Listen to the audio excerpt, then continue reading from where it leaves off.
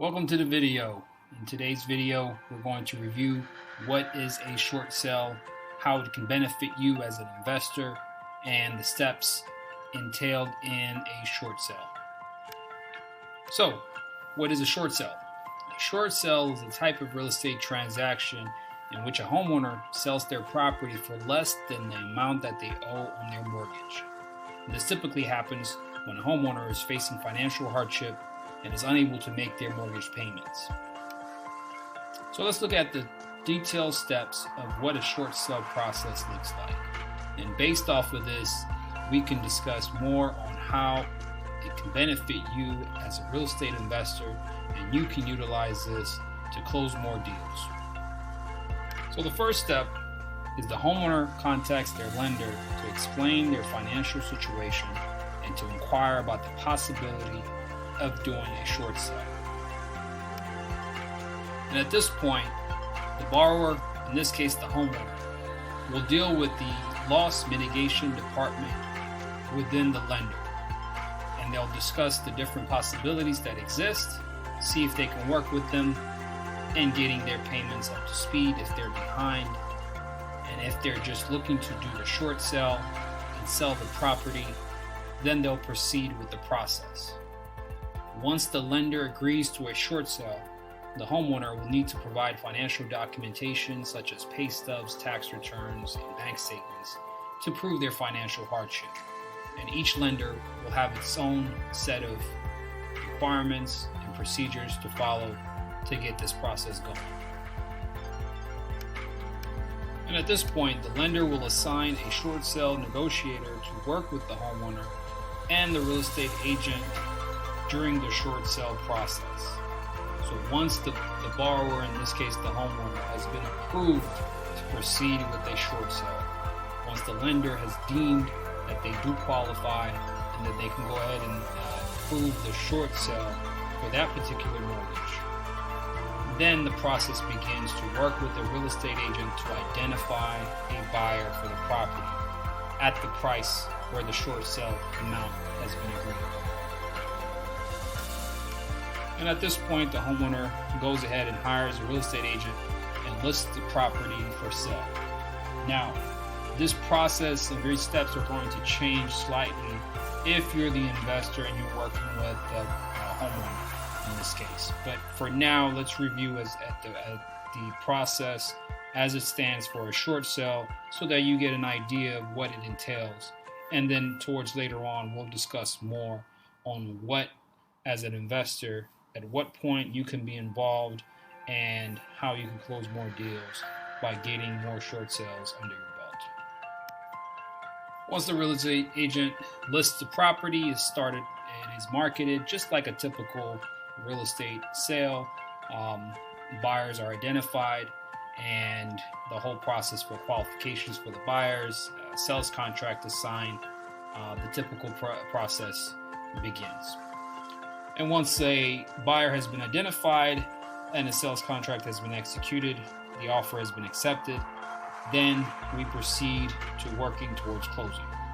And again, right before closing, the lender has to provide one final approval before the closing can go ahead and get finalized. And at which point the homeowner is released from the mortgage and the property is closed, the sale is complete, and the property has been transferred ownership to the new buyer.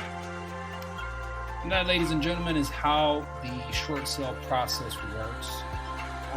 As you can tell, as a real estate investor, this is a very valuable process and tool to be aware of and also to utilize. So as a real estate investor, in this case a wholesaler or even a flipper or a long-term buy and hold investor, a short sale is a very important tool to have as you identify properties with motivated sellers that would like to sell their property and that are willing to work with you, but unfortunately they do not have enough equity to make the sale. So the deal does not make sense. I'll give you an example. If a property is worth $100,000 and they owe $99,000, it's not enough equity as an investor to purchase the property.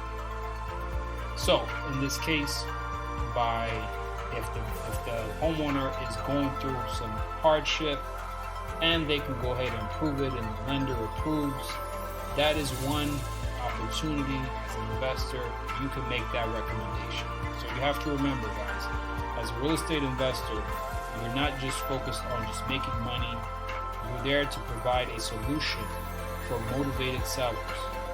And for many reasons, people can lose their jobs or get into some financial hardship where they can no longer afford the property that they live in. As an investor, it's your job to identify what solutions, what makes sense for both parties. What makes sense for you as an investor, as well as what makes sense for the homeowner. In this case, if a homeowner is going through hardship, but they don't have enough equity, a short sale might be the best way to proceed. And once they work with the bank and they approve it, now that same example I was giving you with the house that's worth $100,000 and they owe $99,000, with a short sale, the bank can approve the sale of the property at about $70,000 or even lower, depending on the bank and depending on the market. And at $70,000, as an investor, it makes sense. So what happens? The buyer contacts their lender. The lender agrees to sell the property for $70,000 instead of the $99,000 that they owe, and the bank takes the loss of $29,000 in this case, in this example. And you as an investor, you get to buy a property that's worth $100,000 for $70K. The homeowner gets to sell the property and they could move on and not have a foreclosure on their property, on their credit, which was a big negative on their credit report. So it's a win-win situation for everybody. The bank tends to lose some money, but they're insured, so they're typically covered by the insurance for their loss. The homeowner takes some hit by having a short sale on their credit, but it's nowhere near as having a foreclosure on their credit report. And in addition to that, they can move on to the next property and move on to another home where they can afford it. So it's a win-win situation for everybody, and that's why it's important as an investor to understand how the short sale process works and to offer this for the right homeowner. Now, short sale is not for everybody. You can't just try to short sell every deal that comes across. This only works for typically homeowners that are experiencing financial hardship and they can prove it to their lender.